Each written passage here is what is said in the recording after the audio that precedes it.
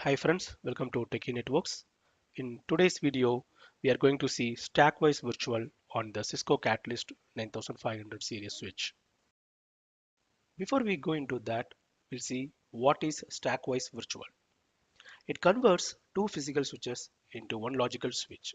It provides unified network virtualization of the network devices beyond single rack unit space. It delivers good network performance, design, and operation efficiency. It supports multi-chassis Etherchannel. It provides 100% network uptime even during failover. Next, we'll see StackWise Virtual Architecture. Cisco StackWise Virtual Switch Architecture is a two-node solution. One device will be active and another device will be hot standby. Any configuration changes to the active switch will immediately transfer to the hot standby switch over SVL. The key components of Cisco StackWise Virtual are StackWise Virtual Link, Dual Active Direction Link, and Multi-Chassis Etherchannel. StackWise Virtual Link. The two stack switches are connected using Virtual Switch Link to exchange communication between the devices like control and data traffic. Dual Active Direction Link.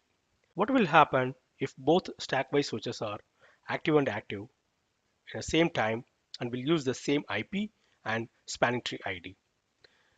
Definitely, it will create an interruption in your network. Here is where dual active detection plays a major role to detect and mitigate network stability. Multi-chassis ether channel. It's like a port channel with a multi-chassis and all the links will be in the forwarding state.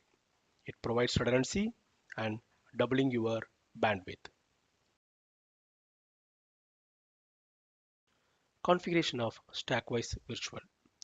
First, we need to understand the minimum requirements of StackWise Virtual. Both switches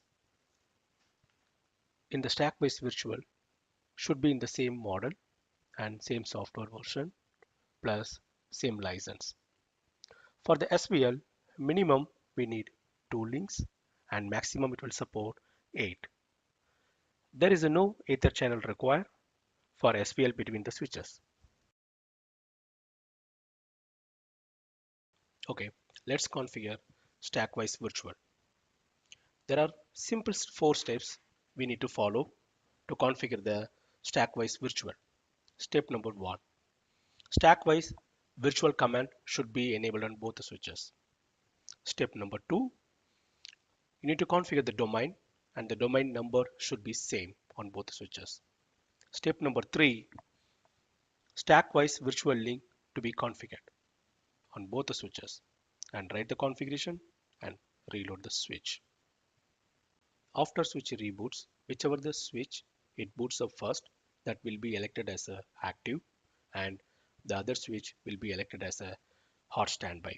Otherwise, whichever the switch it has the lower MAC address will be elected as active. The other switch will be hot standby. Also, you can manually configure the switch with a priority, which one you want to make it as active and standby.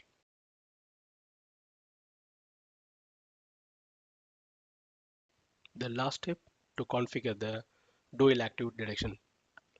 So once it's configured on both the switches, you can write the configuration and reload both the switches to take the changes in effect. Verify StackWise Virtual. Just enter the command show redundancy. This will give you the output, which switch is active and which one is hot standby. If you have any doubts, please update your comments in the comment window and subscribe the channel. Thanks for watching. Press the bell icon for notification.